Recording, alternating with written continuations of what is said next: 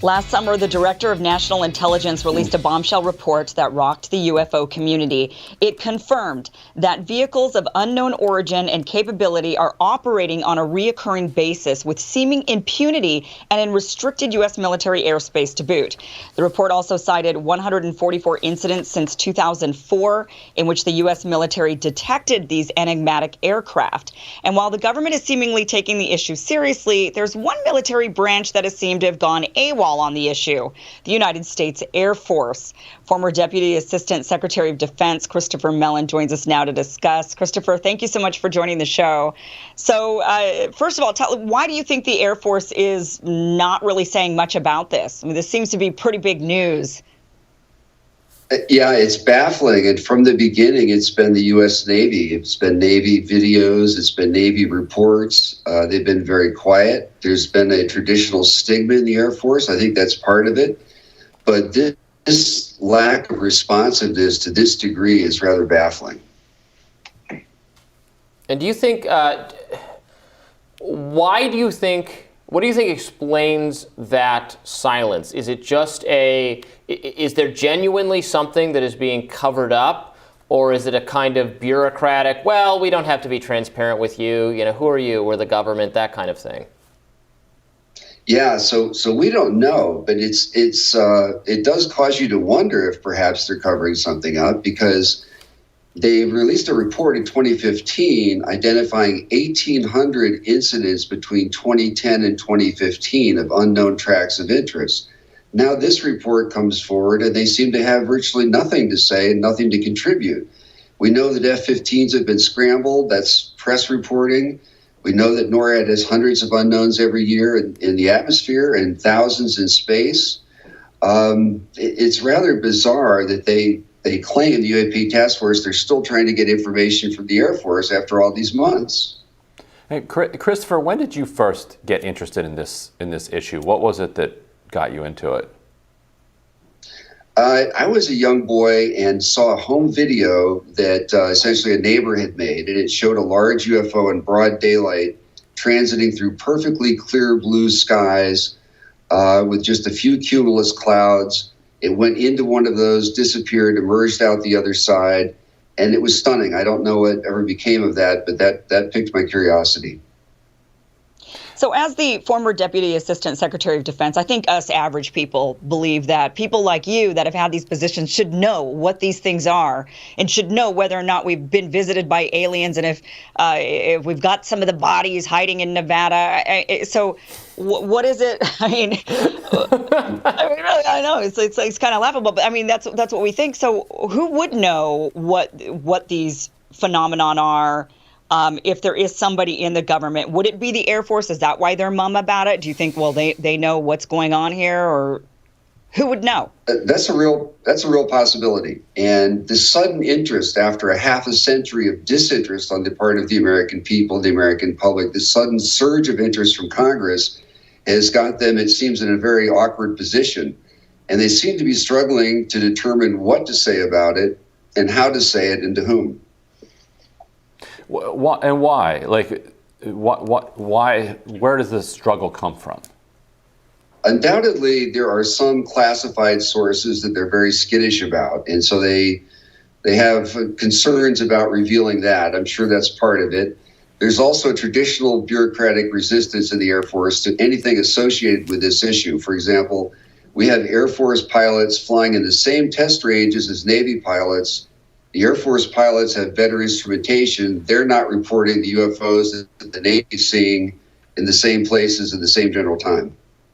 When you say skittish classified sources, do you mean they're skittish about who these sources are and that they might not be reliable people, or that we're concerned about revealing who they are? Because they're sensitive. I'm talking about technical sources and capabilities. So we have a massive space surveillance network and apparatus. And it defies belief to think that there have not been any unidentifieds tracked by that apparatus over such an extensive period of time. Certainly, if the Navy's had so many incidents, the Air Force must have had many, many more, because they're looking at far larger areas with far greater fidelity all over the world. What has been the most persuasive or intriguing thing that you came across while you were serving? Well, at the time, there was an incredible taboo against this discussing this topic at all. I had a Navy officer call me up one time from a Navy base and describe an incident that had just occurred. He had witnessed the UFO himself. He spoke with the pilot. Right after he landed, the pilot wanted to get back in the jet and take off and chase this thing. And sort of elliptical, ovoid-shaped UFO had circled this U.S. Navy fighter aircraft in broad daylight over an Air Force base in Florida. I think most people would have a hard time, right, understanding why the Navy and the Air Force are so not in sync on this. Why one, government, military institution is there? It's truly a cultural difference. Is that what you think it is? I do. I also think it's a mission difference. So if you're the Navy, it's easier to talk about lapses in air defense than if you're the Air Force. That's an acknowledgement of mission failure, right?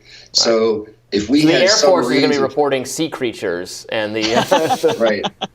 Well, that's what this report is like. It's very strange. We have a report on UAPs that comes in. It's almost all Navy information. It would be like a report on mysterious submarines off the coast of the United States, where all the reporting is Air Force and there's nothing from the Navy. Mm. There's no shame in getting your airspace invaded by an alien. Well, like, why do they think that they're going to get hauled before Congress and be like, how did you allow these aliens to, get into your zone outside Hawaii or whatever? There are a lot of unanswered questions that are due, I think, and they're going to be receiving most likely from Capitol Hill. And some of them will be along those lines. How is this happening? Why is this happening? Some of it's going to be, why have you not been more forthcoming about this information and sharing this information?